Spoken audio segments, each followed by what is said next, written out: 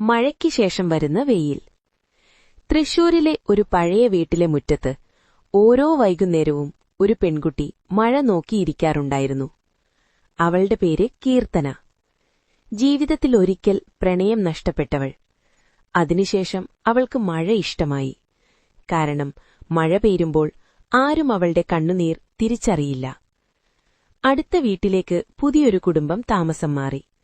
അവരിലൊരാൾ അഭിരാം, ഒരു ആർട്ടിസ്റ്റ്, ചുമരുകളിൽ നിറങ്ങൾ പകരുന്ന പക്ഷെ മനസ്സിൽ ശാന്തത തേടുന്ന ഒരാൾ. ആദ്യമായി അവർ കണ്ടുമുട്ടിയത് വൈദ്യുതി പോയ ഒരു രാത്രിയിൽ. മഴ കനത്തിരുന്നു. കീർത്തനയുടെ വീട്ടിൽ നിന്ന് പുറത്തേക്ക് പറന്നൊരു ചിത്രപ്പടം അഭിരാമിന്റെ കാലടിയിൽ വീണു. അതെടുത്ത് അവൻ വാതിൽ മുട്ടി. "ഇത് നിങ്ങളുടേതാണോ?" കീർത്തന അതെടുത്തു. അതൊരപൂർണ ചിത്രം.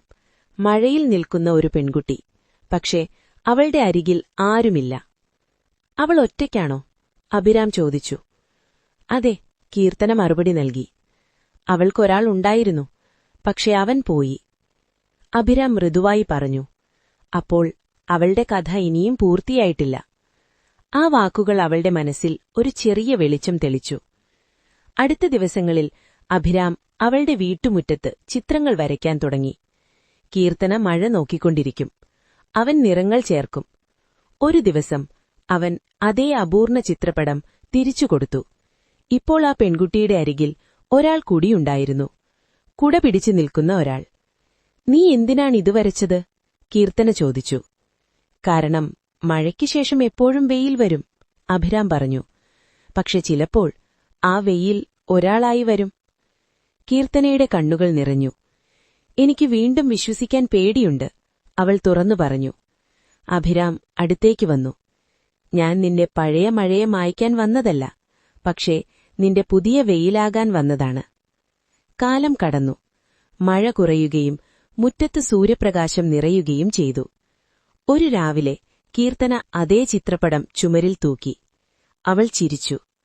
അവളുടെ ജീവിതത്തിലെ അപൂർണ ചിത്രം ഇപ്പോൾ പൂർത്തിയായി. ചില പ്രണയങ്ങൾ പെട്ടെന്ന് വരില്ല. അവ മഴയ്ക്കുശേഷം മൃദുവായി ഉദിക്കുന്ന വെയിലുപോലെയാണ്. കോഴിക്കോട് നഗരത്തിലെ ഒരു പഴയ ബസ് സ്റ്റോപ്പ്. മഴ പെയ്യുന്ന സന്ധ്യ. കയ്യിൽ പുസ്തകങ്ങളുമായി ഒരു പെൺകുട്ടി, അമൃത. കുട മറന്നുപോയി. അവളുടെ അടുത്ത് ഒരു കുട നീട്ടി നിൽക്കുന്ന യുവാവ്, അനന്തു.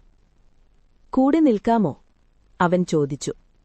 അമൃത ചെറിയൊരു മഴയോടെ കുടക്കീഴിൽ ചേർന്നു. ആ മഴ അവരുടെ ആദ്യ പരിചയം. അമൃത ഒരു ലൈബ്രറിയിൽ ജോലി ചെയ്തു. അനന്തു അടുത്തുള്ള ബാങ്കിൽ. ഓരോ സന്ധ്യയും അതേ ബസ് സ്റ്റോപ്പിൽ, അതേ സമയം. ആദ്യത്തിൽ ചെറിയ സംഭാഷണം. "മഴ ഇഷ്ടമാണോ? കാപ്പി കുടിക്കുമോ?" പിന്നീട് ആ സംഭാഷണം ജീവിതത്തെക്കുറിച്ച്. അമൃതയ്ക്കൊരു സ്വപ്നം, ഒരു ചെറിയ ബുക്ക് കഫേ തുറക്കണം. അനന്തുവിനൊരു സ്വപ്നം, സ്വന്തമായി ഒരു വീട്, കുറച്ച് ചെടികൾ, മഴ നോക്കാനൊരു ജനൽ. ഒരു ദിവസം അമൃത ചോദിച്ചു, "നമ്മളൊരിക്കൽ കാണാതെ പോയാൽ?" അനന്തു ചിരിച്ചു. "മഴ പെയ്യുമ്പോൾ ഞാൻ ഇവിടെയുണ്ടാകും." കാലം കടന്നു. പ്രണയം മൃദുവായി വളർന്നു. പക്ഷേ ഒരു പ്രശ്നം. അമൃതയുടെ കുടുംബം നഗരത്തിനു പുറത്തേക്ക് മാറാൻ തീരുമാനിച്ചു. അവൾ ആ വാർത്ത പറഞ്ഞ ദിവസം മഴയില്ലായിരുന്നു. ആകാശം തെളിഞ്ഞു. "ഞാൻ പോകണം അനന്തു," അവൾ പറഞ്ഞു. അനന്തു കുറച്ചു നിമിഷം മിണ്ടാതെ നിന്നു.